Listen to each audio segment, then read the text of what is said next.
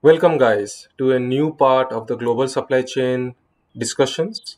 This is your host, Samajit Parida, and being a data analyst, I have gathered all the points to the best of my knowledge.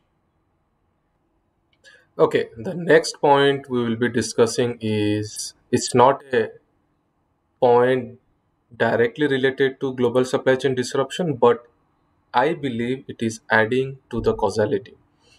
Okay, sometimes lot of people involved in taking a decision delays or has an impact in the forward progress. So, too many managers and project leaders make the communication gap more and it hinders a concrete decision and then it impacts the process. However, the worst is wrong leaders in a position in the management. Okay, discussing about that. They say that too many people spoil the food, or too many cooks spoil the food. Similarly, involvement of too many people in a project or for coordination sabotage the end goal. Means in a global supply chain market, the decisions has to be made very fast. And okay, if there is a new tech available, then okay, somebody should be there to assess whether that new tech is helpful for the organization or not. Because in this dynamic world, there are new techs emerging like a very rapid way, and people should be intelligent enough, or the organization should be intelligent enough to adapt to the new tech or the new concepts. So sometimes leaders are unaware of all the initiatives underway, all the new techs that's available in the market, or they keep on doing, or they lead the organization in a way that same old tech is being used more time.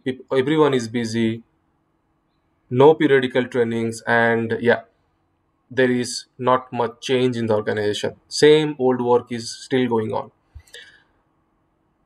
Due to the leader's lack of tech understanding or insecurity towards bringing change, they fail to understand the benefits of new initiatives. Sometimes we are afraid of change. So, these are the factors because a global supply chain is a competitive world, is a competitive market. So, only there is survival of the fittest. So, we need to adapt to new technologies which are bringing millions of dollars to other companies. We need to adapt fast. Also, one of the contributing factor which I think is that many times decisions of the leaders go wrong with the employment of wrong people for a position. Sometimes for a very critical position there is appointment of a wrong person, and that kills time and that creates havoc because wrong decisions are made. People tend to uh, make excuses then, and things start going very wrong. In other cases, organizational politics conspires to let old and unusable initiatives continue long after they should have run their course. Means the old initiatives still continue for ages. There is no adaptation of new technology or new way of working or new processes, and that leads to lot of time wastage. And by the time the management realizes it, yeah, there is a lot of loss, lot of loans, and the company is in the course of bankruptcy. Either way, unnecessary projects result in loss of employee productivity and burnouts. It has impact on the people who are working in the team also. With a record low unemployment, companies that do not adjust the workload are also at a risk of losing valuable talents. So people get frustrated and leave the company. I believe there is much research needs to be done here because yeah, everything has an impact in the things that is being done in a company. So for sure, a analysis has to be done on this point.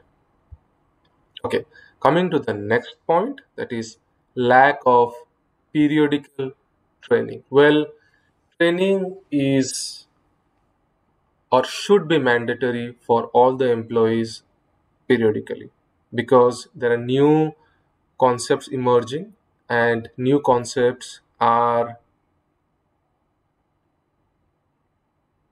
helping in making all the techniques agile, lean.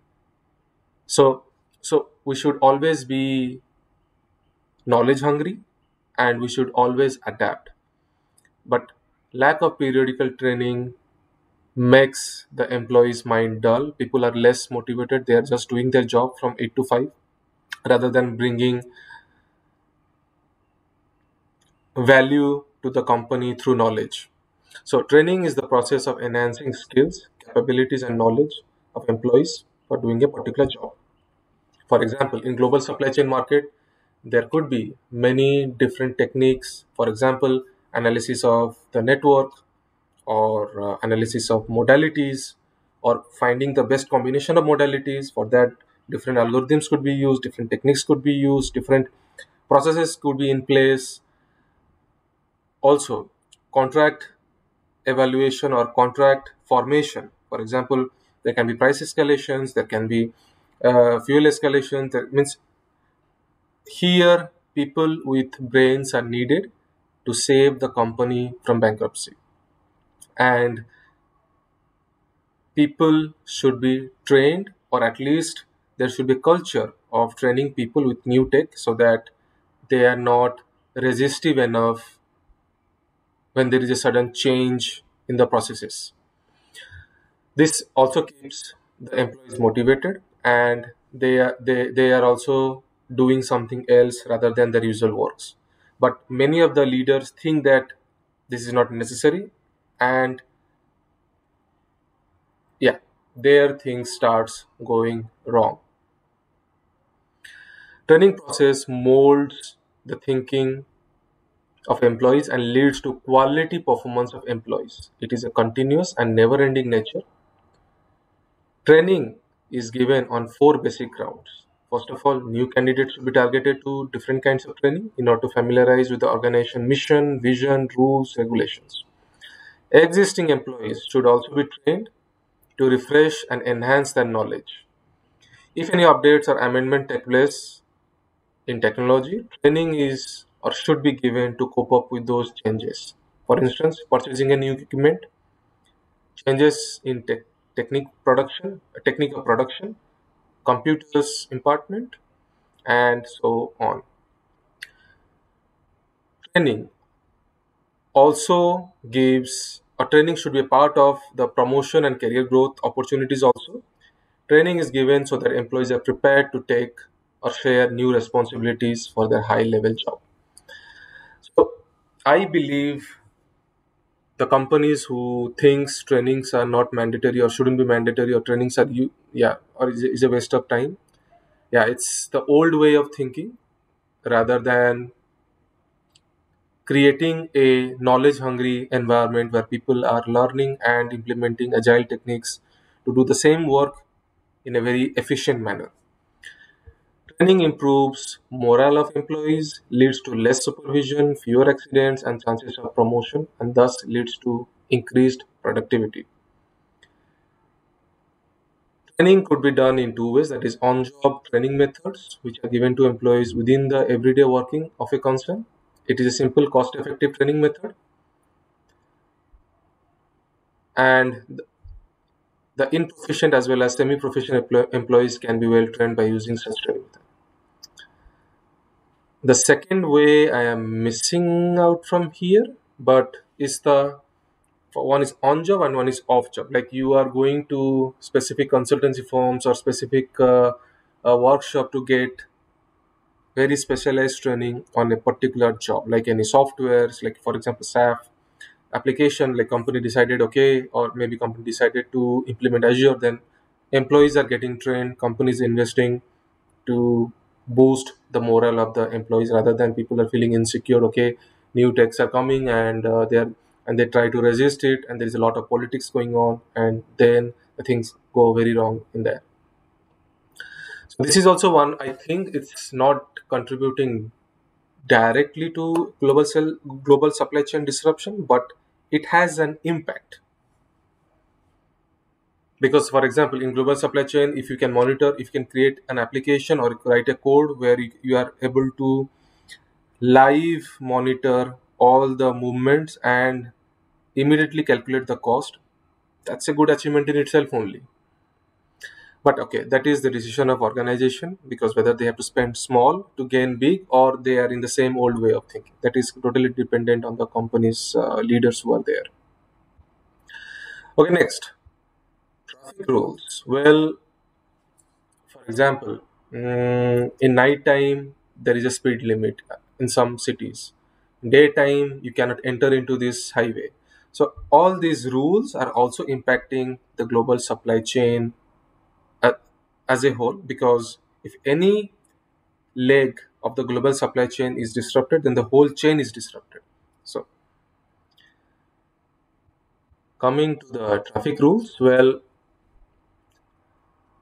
yeah, as traffic volumes and congestion grows on highways and urban roadways, freight and delivery service operators become increasingly challenged to maintain dependable and reliable schedules, because if I am not there at the expected ETD, that is expected time of delivery, then yeah, there is a crack in the customer and client relationship, and there, or the client and the shipper relationship. So then yeah, for any request for hike in the prices or something, then it's turned down, or yeah, there is no good outcome if we are always late in the deliveries.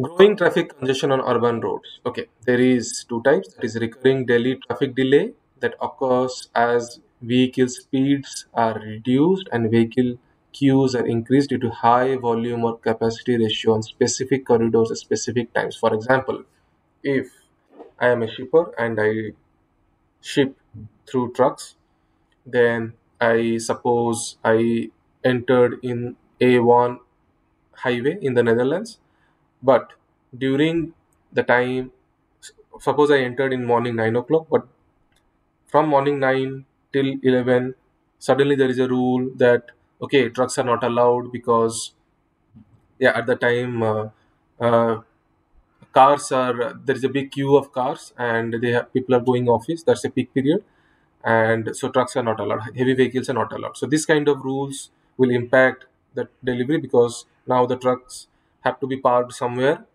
maybe outside Netherlands, somewhere in yeah, maybe Belgium or Germany somewhere, and then that increases empty kilometers, as well as it delays the delivery time also, means that we cannot meet our ETD.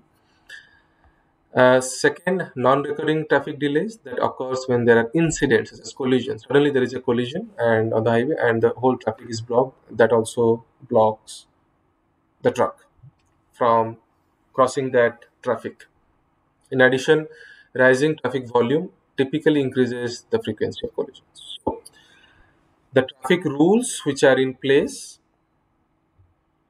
could hinder the global supply chain.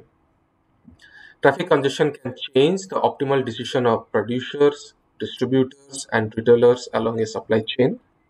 There are day to day cost implications, because each hour delay we are paying free to the drivers. There is a cost involved in fuel consumption. There is a cost involved in for the vehicle itself, depreciation cost, and there are a lot of other costs involved also of delay and reliability, as it affects supply chain management, and as well as a longer range need to assess opportunities, risks, and returns associated with location, production, and distribution. Because yeah, if traffic congestion as an element, risk element is taken into account by the planners, then they can plan an alternate route, or mm, in the network, or something could be done before to avoid delays. So traffic rules as an element should be taken into account during the planning process. Okay, to give more insights into the traffic, well, let me just show this. We will be discussing in detail, but people who are, this topic is not for the viewers who didn't take transport and planning as a subject, but this is for in-depth knowledge to people who have studied transport and planning. Others maybe they can hear, but they can ignore this one slide also. Insights and information could be achieved of traffic by doing analysis at a macroscopic level and a microscopic level. Macroscopic level traffic analysis is to do a research or further study on growing traffic congestion on urban roads. It is always suggested to start with speed contour plots. And here I will mention people who study transport and planning, they must have read Stop and Go Way and Shockwaves. To show an example, okay, suppose this is a circular path and there are white and red cars and everyone has equidistance everyone has equidistance between them and they're driving slowly like 15 km/h, maintaining a distance of 20 meters, and everyone is driving. Suddenly the car at the front brakes. Then this car suddenly brakes and there is a kind of shock wave. If this is the stop and go direction, then shock wave created, that is, that flows along the network. So everyone has to stop now. Then if it suddenly starts, then yeah, everyone starts and the shock wave dissipates. So this is called stop and go wave, and these are called the contour plots, speed contour plots. Whereas the time and the location, and suppose at time this there was people were driving at a speed of 40 km/h, but at time this there is a traffic blockade and this car stops. At time this car also is at this location is waiting. So all the cars which are behind this car, then they have to wait, and this extends. And when this car starts a speed or starts going, means it moves, then the remaining traffic also clears out. So these are called speed contour plots. Maybe you can read further if somebody is more interested. Well, here remember the golden formula and the fundamental diagrams that people already studied during a transport and planning course, that is flow versus density, speed versus density, and speed versus flow. So these were the topics that were, I mean, these are the techniques how we can analyze a traffic on the highway. There is the golden formula is density of the road is equal to capacity of the road. Capacity means how many trucks or cars or bicycles it can accommodate, divided by velocity that people can drive at an ideal situation. This is about macroscopic level where you zoom out and see 1 kilometer patch of an highway and what is happening there. At a macroscopic level, you are observing everything. But at a microscopic level, which is what a single unit or a single car or a single truck is doing along its course. And that can be analyzed by drawing trajectories, that is space versus time graph. Means space versus time graph. Let me show an example. Yeah, something like this is a space and time graph, and this paper was one of my professor. If I open this one, I cannot. But yeah, the links will be given, and yeah, Mr. Victor, he was my professor, and yeah, this is a research paper from his paper, and that is what I am showing. So these are sample speed contour plots, and these are trajectory plots where what each. Oh no, these are not. Let me go to.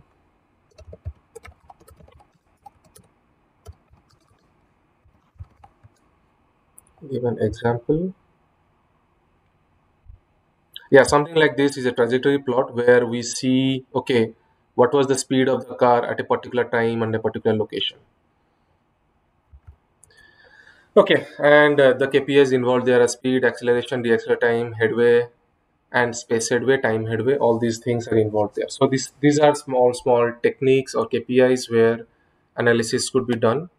And means I'm not saying that the planner has to know everything, but maybe some information of the traffic should be there on a particular highway of a particular time, so that planning could be done very efficiently and they can save time and money of the company. And these things should also be a part of periodical training, because yeah, that is necessary. Otherwise, waiting hour 8 hours, waiting hour 10 hours, this can be found. Okay. Also, from additional traffic measures, control measures, this is also like a part I wanted to show. Maybe we'll go to the YouTube video here for more clarity.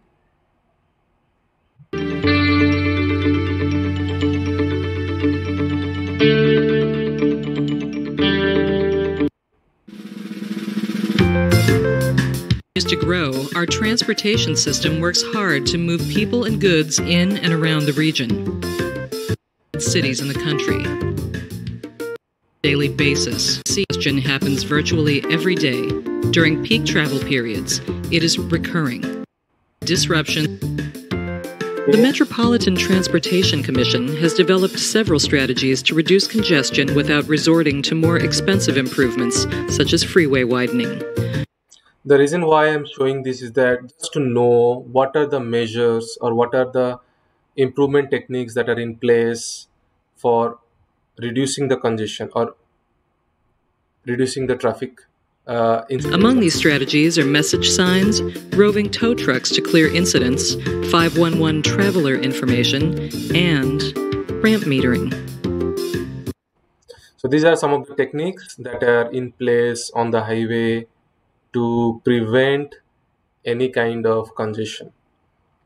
And a driver should always check these, for example, the lane closure messages or these travel information messages, to know that okay, it has to go another route so that it can avoid waiting hours. So overall, this could be a part in the periodical training also, and that could lead to further efficiency in the global supply chain. I thought that yeah, this is, we don't realize that these techniques could help because our leaders fail to understand all these things. But I think without the knowledge of this, it has impact in the global supply chain, which is not reflected in the during the costing and the costing during the profit and loss analysis. And hence we are always in dark, okay, what's happening, why it is happening, people don't know, and people are in dark. So periodical training is a must, and this should be a part of global supply chain companies to earn more. Okay, moving forward to the next point, trucking company. Okay, let's see what we have here. Okay, I work with Emons, and this is one of the trucks. It's a twin double deck, which is specialized trucks to make deliveries all around Europe. So please contact them. Okay, trucking company. They have limited leverage because we have limited scope of cost increments. Freight brokers and shippers have advantage who have data of all shippers, and they know the market well. The people who are giving us the contracts, they have all the knowledge and they can choose which shipper to opt for. Suppose we are asking for rate hikes, then okay, we will maybe we lose the contract. They can go for other shippers to do their work. So the advantage is very thin. We have, as a shipper, we have less advantage in negotiation or contract handover. For small companies, it takes it's take it or leave it, that kind of situation we are in. So we don't have that much of space or width or scope to increase the margin of profit. So The shipping companies should be very smart enough in their operations to save on the profits and reduce the costs. There are a lot of problems now in the trucking companies. The driver wages are getting higher. Moreover, there is a lack of experienced drivers in the market. This is a very, very hot topic. There is a lack of experienced drivers. Everyone wants to do the white collar jobs, and nobody wants to be a driver, and that has resulted a very big scarcity in the market, in European market, and it's very hard to find good drivers and responsible drivers. People are not willing to be drivers. Existing drivers are aging, and this could lead to immobility of the industry. Very scary. Okay, moving on to the next point, that is great resignation. Okay, people are leaving their jobs. So who is going to do the job in the global supply chain in the whole process? People are unsatisfied. They're not getting paid well. Companies are, yeah, they think that they can optimize with less number of employees, but that is not happening. People are getting burnouts, and they are frustrated leaving their companies. So all this has resulted in great resignation. People are not happy with their work, and this has led to disruption in the operations and has led to a crack in the customer and supply shipper relationship. Unfair dismissal also is a part. Congestion at ports due to worker shortages have led to immense delays. So everyone knows about it. I have just mentioned it because this could be one of the point in the research also, that okay, more research is needed and statistical data is needed here to clearly evaluate, okay, what is the impact of great resignation in global sales supply chain whole process. Okay, so we have come to an end of all the points which I thought that is contributing to global supply chain disruption, and maybe more research is needed. But please give your views, give your comments, so that even I can also get a food for thought thing and make this kind of videos or improve further and bring another good video to you guys. Okay, coming to the solutions which I thought could be helpful in improving the global supply chain in the whole process. The first point, give bonuses to the drivers so that they are happy. Okay, their works are, give them acknowledgement, have periodical trainings, because they should feel that okay, they are part of the community and part of the family. After the human being factor, use more robotics, use AI programs, implement good data engineering structures or architects in the company. Invest more on the human resource, because these people are only going to bring more success to the company. A company is made with a group of people, and if these people are happy, the company can go like a rocket. Implement good transport management softwares. Often people or the leaders, they lack knowledge of the market. They implement some old systems, and this old system continues for 20-30 years. That is a problem. Keep on improving, get the knowledge from the market, keep attending webinars. This message to the leaders. If a leader is knowledgeable, then the followers will always respect them. Regionalization, like setting up global factories at different parts of the world. Okay, if you are a factory, then keep or implement small scale factories at different parts of the world, so that it's not an hub and spoke, but okay, it's a distributed environment, and each factory is creating from the local resources, creating products and reducing the global supply chain time, and the products are delivered faster. The warehouse need to keep more dead stock at hand. Okay, we have just in time, but just in time many times prove to be failure. So there is a research needed to see what is the best technique that can be implemented by a particular company, because these rules cannot be generalized to all sectors. So I think that dead stocks are a must in global supply chain, people who are involved in the global supply chain and possess warehouse. Hire skilled data engineers. It's a must because data engineers will help the company visualize at where they stand.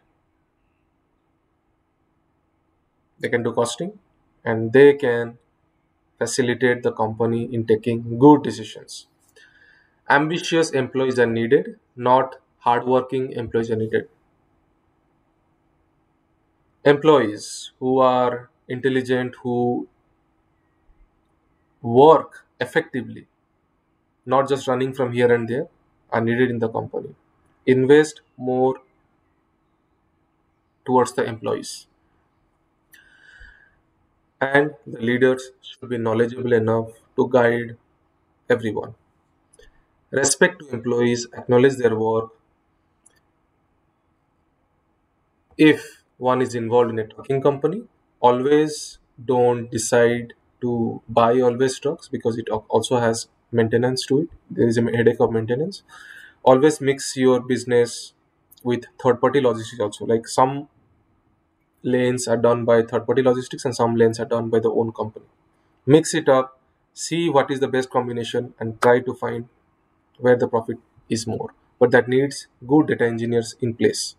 Not It's not always good to just randomly assume that okay, we can manage with our way of working. No, change yourself. Search alternate global routes. Many a times the company are stuck with the same road that they have been using since 10 years or 12 years.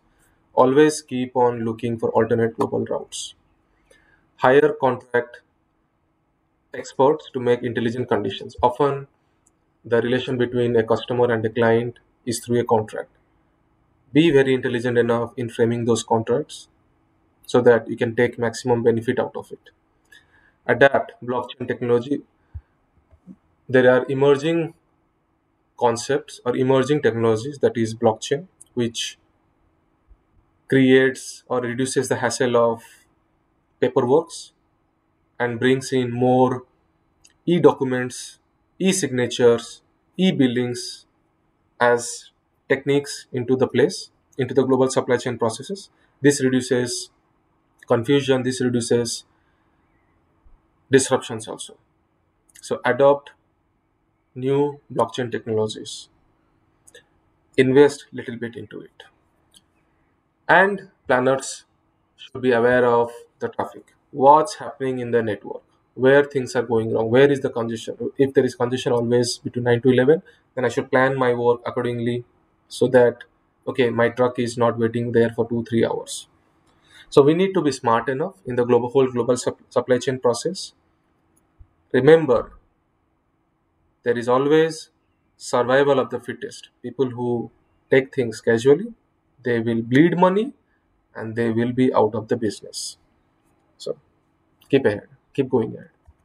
Okay, now we have come to an end of our video. In this process, I learned a lot. Being a transport and analytics guy, being a transport and planning guy, being a data engineer, I know the importance of all these points that I described, how things are lagging behind in many companies in Europe. So people need to wake up. People need to adapt. People need to learn. People need to do hard work with. People need to work with their hands. People need to take responsibilities. With that being said, have a nice day, guy, and please like and subscribe and keep the supply chain. Keep supplying to the chain of happiness. Goodbye, and we'll see each other in the next video. Bye bye.